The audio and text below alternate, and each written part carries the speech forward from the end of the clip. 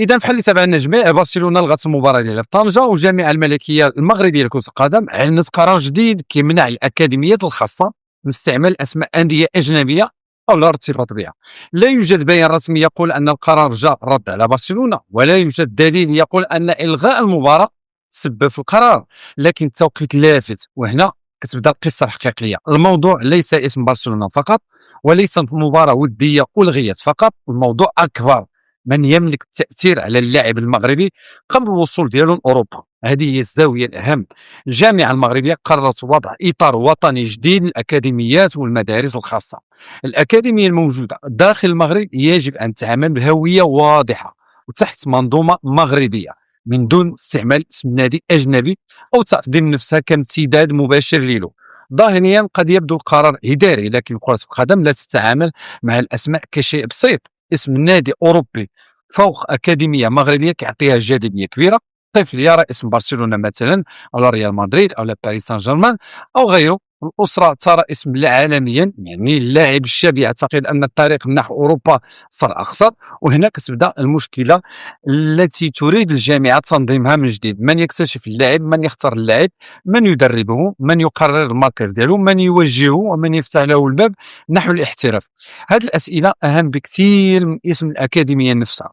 إذا كانت مؤسسة تحمل اسم نادي أجنبي وتعمل داخل المغرب وتستقطب الأطفال ثم تملك علاقة مباشرة مع النادي الأم، فالنادي الأجنبي يصبح حاضر في أول مرحلة من صناعة اللاعب.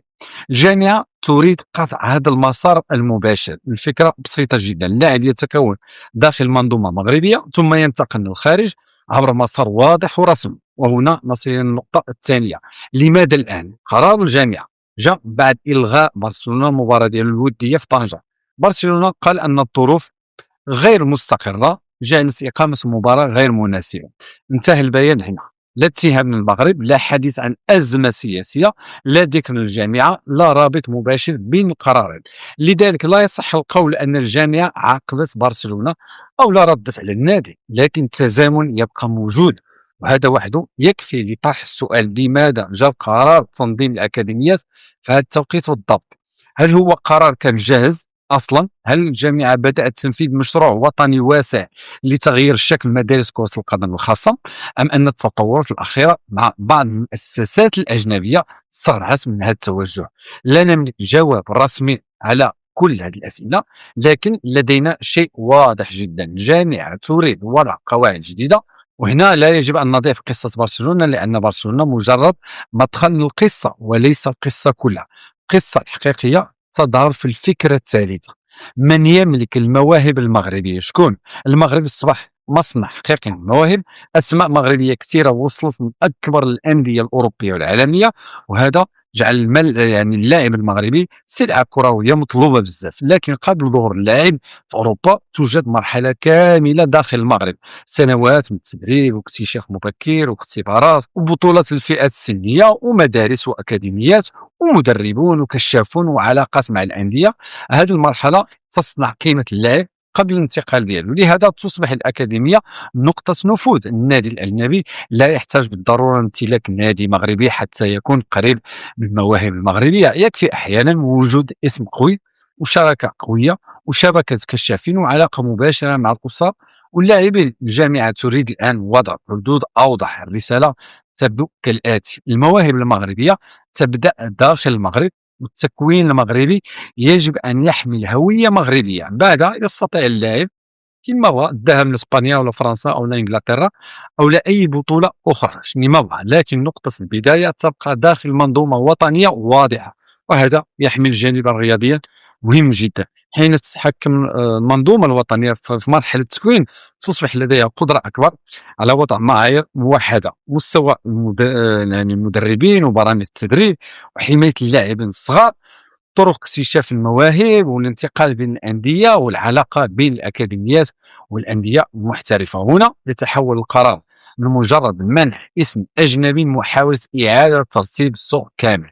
والأهم: الجامعة لا تقول أن اللاعب المغربي يجب أن يبقى في المغرب، بالعكس تماما. المغرب يريد لاعبين يوصلون أعلى مستوى، لكن الفكرة هي تنظيم طريق فقط. اللاعب تكتشف هنا وتكون هنا وتطور هنا، ثم تفتح ليلو طريق نحو الاحتراف الخارجي. بهذا الشكل لا تصبح الأكاديمية الأجنبية بوابة اللاعب الوحيد نحو أوروبا. الجامعة تريد أن تكون المنظومة المغربية نفسها هي البوابة، وهنا نفهم سبب هذا القرار. المنافسة ليست فقط بين أكاديمية وأكاديمية، المنافسة على النفوذ.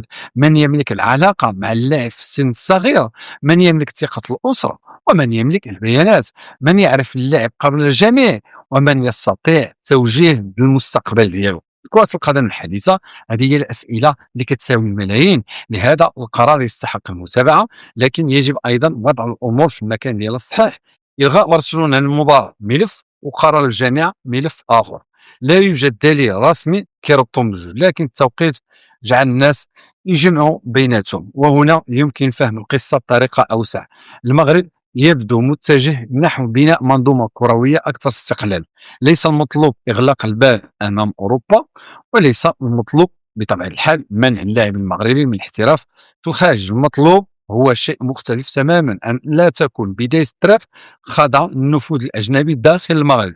وهذه ربما أهم رسالة في القرار كله. برشلونة يستطيع إلغاء المباراة، نادي أجنبي يستطيع مغادرة المشروع، ومباراة ودية يمكن تعويضها بمباراة أخرى.